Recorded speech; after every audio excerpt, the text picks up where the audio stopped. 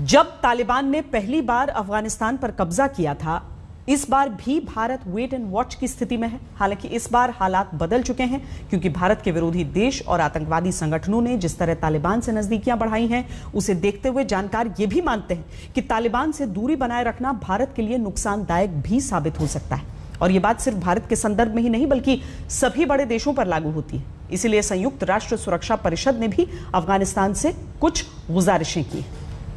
भारत की अध्यक्षता में संयुक्त राष्ट्र सुरक्षा परिषद यानी यूएनएससी में एक प्रस्ताव पारित हुआ है। इसमें तालिबान को अफगानिस्तान में मान्यता प्रदान की गई है। इस प्रस्ताव में तालिबान का नाम 5 बार लिया गया है, लेकिन इसकी निंदा नहीं की गई है। इस प्रस्ताव को फ्रांस, ब्रिटेन और अमेरिका जैसे देशों ने प्रायोजित किया था और भारत समेत 13 देशों ने इस प्रस्ताव के पक्ष में वोटिंग की। लेकिन वीटो पावर वाले रूस और चीन वोटिंग में गैर हाजिर रहे। जाहिर है उनको तालिबान के दरबार में हाजिरी लगाने से फुर्सत नहीं।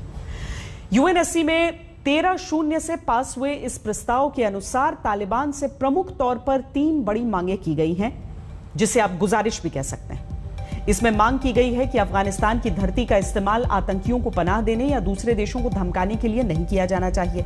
इसके अलावा तालिबान से उम्मीद की गई है कि वो अफगानिस्तान के नागरिकों और विदेशियों को सुरक्षित और व्यवस्थित तरीके से निकालने में भी मदद करेगा। इस प्रस्ताव में अफगानिस्तान में मानवाधिकारों को कायम रखने में तालिबान के साथ के महत्व पर भी जोर दिया गया है।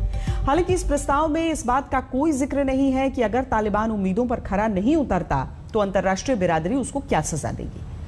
इससे तो ऐसा लगता है कि मानो इस समय दुनिया का कोई भी देश तालिबान से पंगा लेने के मूड में नहीं।